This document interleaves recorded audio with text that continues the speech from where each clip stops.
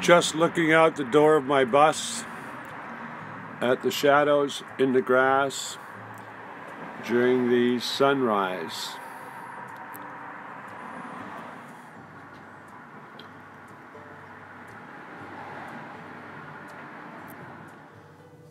I am in Venice Beach. I woke up, went and got my coffee at Whole Foods, and drove down the street about, I'm trying to get out of the sun and into the shade.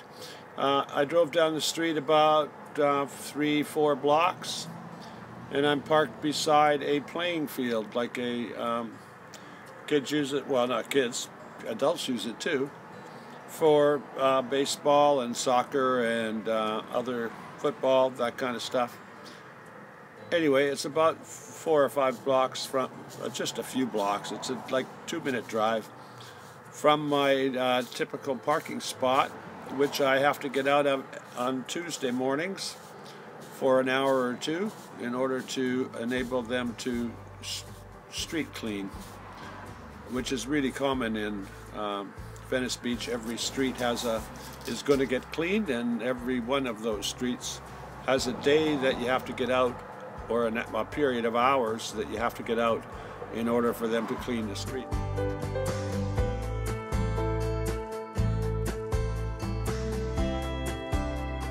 I'm going to hang out here for quite a while. I have to do some work on the computer. I've got lots of sun, lots of power coming in. So it's a nice place for me to hang out, nice and quiet, relaxing, at least at the moment. I mean, we may have, it's Tuesday, so I doubt during the day anything more than school kids might arrive to play a game or something. But in the early evening, it gets quite busy.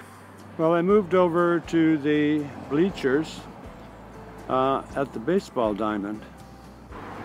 I came here to the ball diamond to talk about something that I think is kind of maybe a little bit comical. If you've got a sense of humor, you'll get it. If you have no sense of humor and you take things too seriously, you won't get it. I've been approached by PBS and other news networks, I think PBS more than once, for interviews. At the RTR, I was asked to do one, and I did one. I thought what was kind of funny about it is that the news people want to look at van life or schoolie life or RVing as a movement, a new movement, something that started to happen recently. And I kind of snicker because when I was around, I don't know what age I was, about 19, 20, I had a Volkswagen van. The first thing I did was put a bed in the back. I wasn't a hippie as such. I mean, I dressed sort of like they did. I had long hair, but I wasn't really partying like many of them might. In other words, I wasn't hanging around in groups of hippies. I was just a person who kind of following the more or less the style at the time. But I did have a Volkswagen van with a bed in the back, and the term used for that particular kind of vehicle was a shagging wagon. In other words, it was a place where guys and girls got together without having to actually have a home. In other words, they could live with their parents, for example, and still have this place to be private. Now, that never happened to me, but I would frequently take it out on weekends when I had time off work. For the longest I ever went was like a long weekend. I didn't live in it. I lived in a abode or a house, or an apartment, wherever I was at the time. And you know, we had these sort of wagons, Volkswagen vans, which were not stealth. I mean, most of the time people were sleeping in them. but it was reasonably stealth in the sense that there were lots of them, just like there are lots of Ford Econoline vans at the moment. When I went away in the van at that time, I parked it wherever I felt like, wherever there was not a no parking sign. And I was able to sleep in it and or do whatever I felt like in it, wherever I wanted to. And there was no time during that period where I felt I was doing something wrong. There were laws against sleeping in communities. In fact, far more strict laws than there are now. If you were found when I was a young man, if you were found on the street, like not in a van, on the street without money, you were taken to jail. You know, they didn't take you to a hospital or try and help you, they took you to jail. But I think the primary purpose was partly to get you off the street so people wouldn't worry, but also to get you off the street so they could look after you and give you a meal. Now in my community in Vancouver, in Canada, we had a mayor, his name was Tom Campbell, and he would go on TV and just, what do you call it? I don't know how to put it. He would run down the people that looked like hippies, people with long hair, or longer hair, which would be me. I mean, I wasn't a hippie, I was working and I went away, I lived in my van sometimes on the weekend, but I was not what you would call an unemployed bum, as our mayor assumed everybody with long hair was. So we had very bigoted politicians, and they would crack down on anything that seemed a little bit weird. And at that time, the hippie group, or hippies, were considered a movement.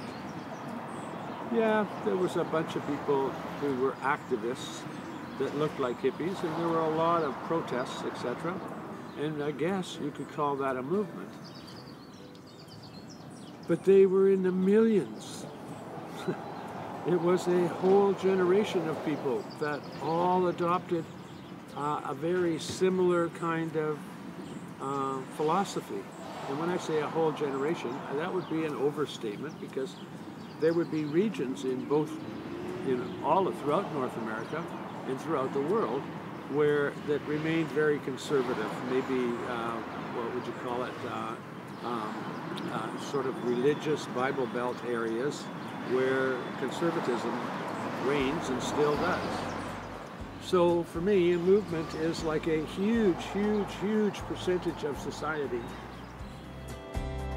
So here's some pictures from the 70s of Volkswagen vans and their owners.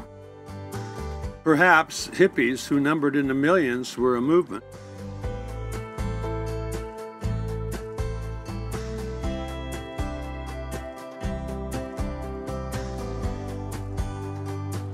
So I did a tiny little bit of research. It really wasn't very hard. I went to Wikipedia and looked up VanDweller, or some other term, but I got to a VanDweller definition page. VanDwellers is a term used since 1889. So it's not a new phenomenon. So what is new is that there is an internet. The internet somehow causes a lot of things to appear to be new. In the 1889 or whatever it was, there was no video. There wasn't even color film. And in fact, you had to carry around a 100-pound package to take a black and white photo. So what's new is the ability to share information. What's new is the lack of understanding of any history whatsoever. What's new is the lack of desire to understand or learn.